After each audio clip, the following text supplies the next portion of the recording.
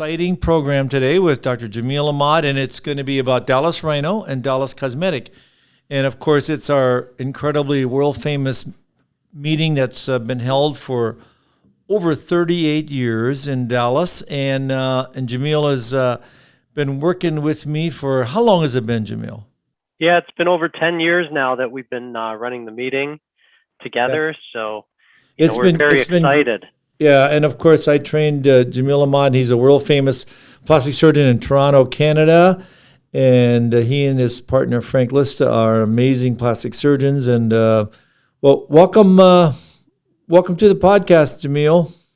Yeah, thanks for having me on, Rod. I'm really excited to be on. And, again, we've hosted this meeting for over a decade together, and it's one of my favorite times of the year to spend time with friends, to meet new colleagues, and really immerse ourselves in plastic surgery and cosmetic surgery and rhinoplasty education. And in the pandemic last year, we had to do this virtually, but in 2022, we're really looking forward to getting back together in person. Well, we certainly are. And of course, it's going to be from March 10th through the 13th, and it's going to be in Dallas, and we're going to be live, and it's going to be live with cadaver dissections. It's a totally unique global course. We usually have 450 people from 40 countries. In fact, just before the pandemic started, we had about 450 people from 40 countries. It was the last weekend, and probably the last meeting in North America. It was pretty eerie. Yeah, it was a funny time. It was right when the pandemic really started to unfold in North America, and we had all of these people from all over the world. Right. We're having a great time, but also it was very different because everyone was also thinking about getting back home. Right. As the meeting came to close. So yeah, they were closing borders, but that's the past. We're living in the present, and we're looking forward to the future. So now you and Dave Sieber are going to be heading up our cosmetic. We have two parts of the meeting. There's a cosmetic medicine and surgery meeting, which is going to start on the 10th and the 11th, and then from the 12th to the 13th is going to be Dallas Rhino. And we're very excited because this meeting is all about advances and innovations and hot topics in cosmetic medicine and surgery. So tell us a little bit about what you and Dave have got planned for the meeting and why it's important for people to be here. Yeah, I mean, we always have started off with the cosmetic medicine and surgery portion of the meeting. And this year we have a day and a half of the hottest topics, both non-surgical and surgical. It's a nice blend where we cover all of the new technology, the most requested technology. We also look at injectables, and then we flow into really the high points of what's going in facial cosmetic surgery and also breast and body cosmetic surgery. So it's a very intensive and educational day and a half, and we have many of the best speakers in each of these areas coming to educate about these new technologies and techniques. And then we cap it off with really what the Dallas meetings are known for, is getting into the cadaver lab to get your hands on, see the anatomy, understand the techniques, and really get that firsthand experience in education that we're known for. Yeah. I think the biggest thing about this part of the meeting is it's live demos, live interaction with the experts. We're going to have, live demos with the leaders in InMode, the leaders in all the new technology and in Cool Sculpt, and the leaders in all kinds of different lasers. And then we have also live injections with leaders like Steve Fagan and Mary Lupo. All of these world experts are going to show us in live demos or in videos how they're going to do new techniques, new technology. There's new fillers coming out, RHA, and of course the longer lasting neuromodulators is coming out, and all of that's going to be here for everybody to see, hear, and learn, and it's going to be very interactive. And I think that's the beauty of our meeting, is that it's going to be live, and not only, of course, the cadaver dissection is going to be the highlight of the meeting, where we're going to actually do cadaver dissections and show how people to do safe BBL, which is subcutaneous buttock augmentation and breast augmentation with Bill Adams, and then of course we're also going to be talking about facial rejuvenation and facelifts and all kinds of different nuances. And then we're going to have a separate section where we're going to show people the vascular anatomy of where to inject and where not to inject, and kind of the danger zones. And so it's an exciting interactive meeting, and we're looking forward to it because, as you know, Jamil, I'm so tired of doing virtual meetings. I could just, and I'm sure you are too. During the pandemic to have to go to completely virtual. But over the past few months, we've had a nice transition where we've been in person together at some major international meetings. And, we love the vibe. We love being around colleagues. We love being around other plastic surgeons who are keen to learn. And there's no better environment to do it. The Dallas meeting is a big meeting where there's a lot of variety and a lot of people, but it's also an intimate meeting where you're right there with the expert faculty. Right. You're right in the lab with your faculty, going through the dissections, really getting to see things right there and then. So it's really a great combination of the different learning experiences. The other thing I think that's fantastic is that we have condensed the cosmetic meeting to try to give the best of the best content right now. Right. So even within cosmetic surgery, we're going at breast surgery, dealing with complex cases, revision surgery, mastopexy augmentation, scaffolding.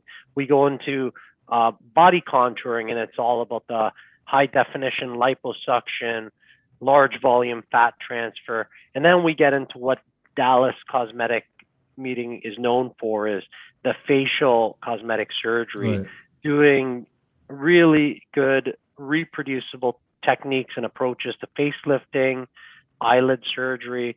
So you get a very immersive experience in a condensed period of time. So it's really an efficient way of learning. Yep. No, I agree. And I think the most important thing is, like you said, it's a rapid overview of all the hot topics. And this is more of an advanced course. I mean, obviously it's for residents as well, but it's kind of the cream of the crop. You've got Alfredo Hoyas here, you've got yourself, you've got Bill Adams, you've got Dan Del Vecchio, you got and Jim Stuzen and Steve Fagan. These are all international names in plastic surgery, and actually and in dermatology we have Mary Lupo. And so these are the leaders. Michael Gold.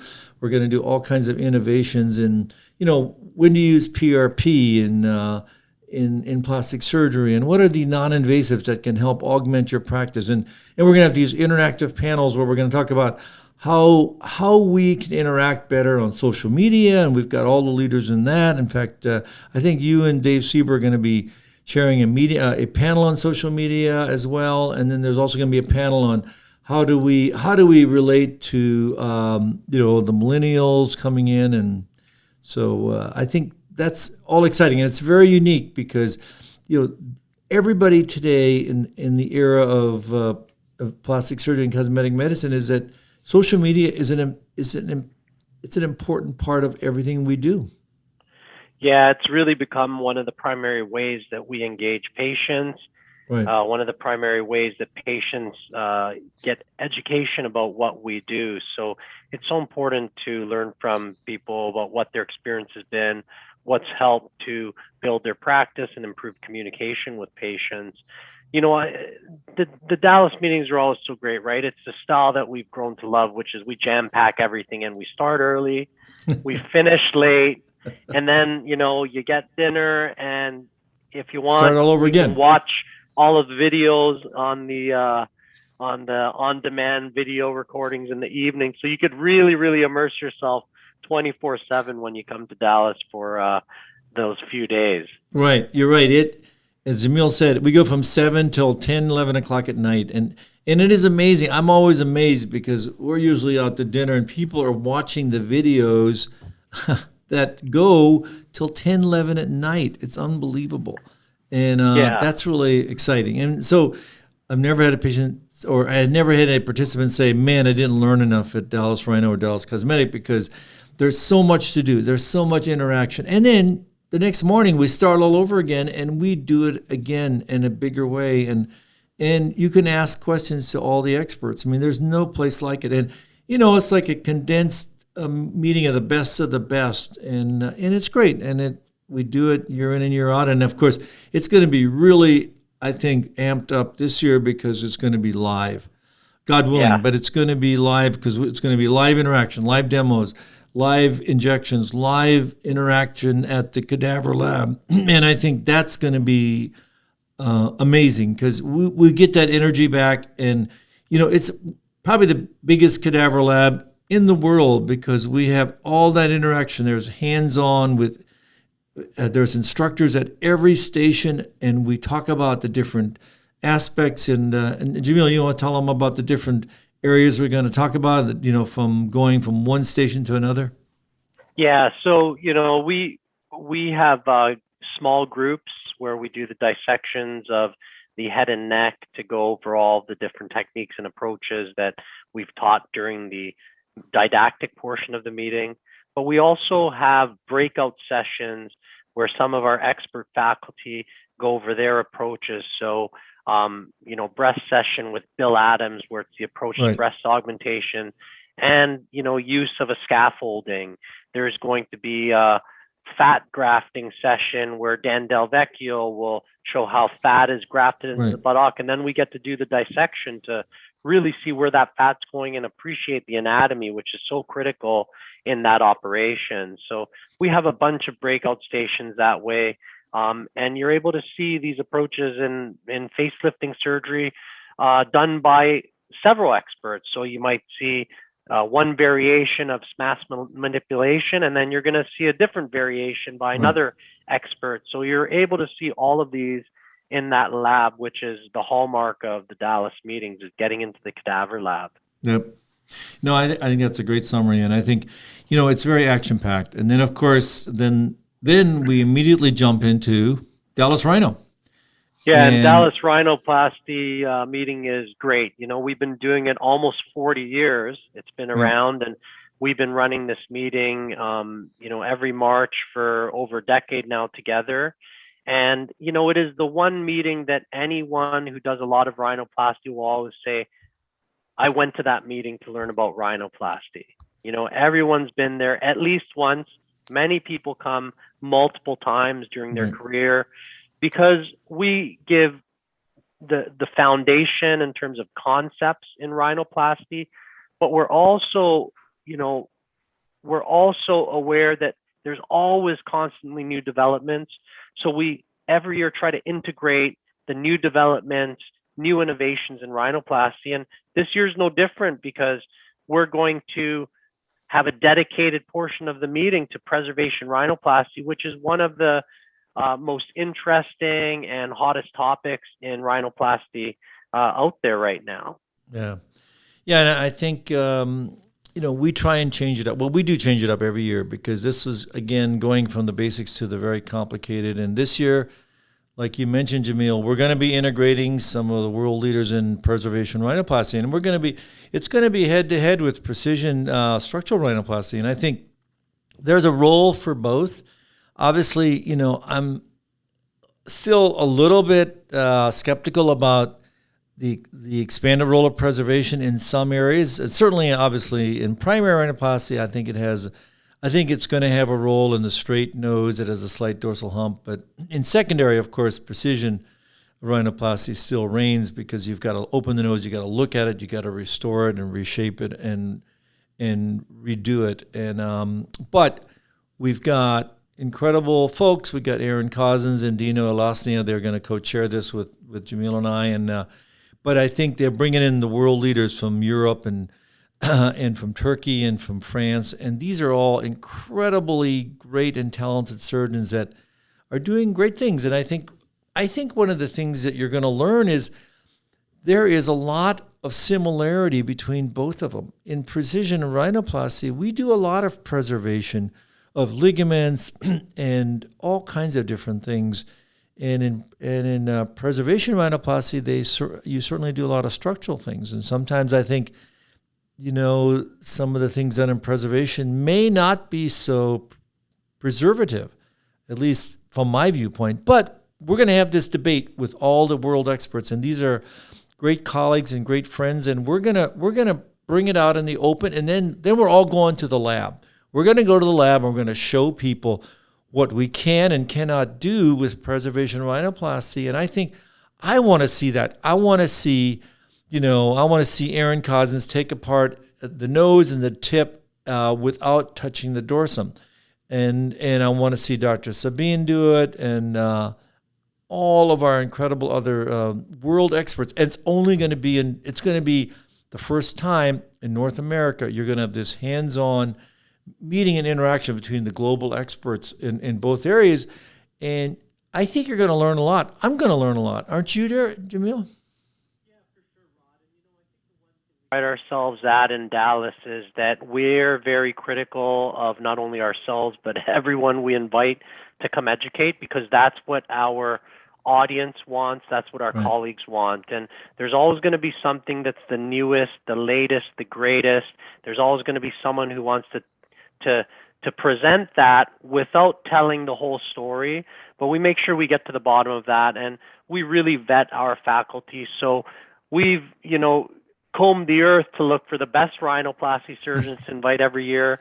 And when anything new and innovative comes out, we really try to find the people that are on the leading edge of this and are very critical and being very analytical, so that we can learn how to integrate it into our rhinoplasty practices so that we get improved results and don't create bad outcomes. So, preservation is very hot. There's a lot of marketing hype, there's a lot of social media hype, but the faculty that we've brought are very thoughtful about their approach. They're very honest about their approach, and we're always very critical when we have them up there, to ask them the tough questions, to be critical about the results, so that our audience can benefit from that. Yeah, and I think it's timely to do that, because there is a lot of hype about preservation, and I think this group's going to show us what the hype is not and what the reality is. And I think that's the real thing. What? You have to have a sensor.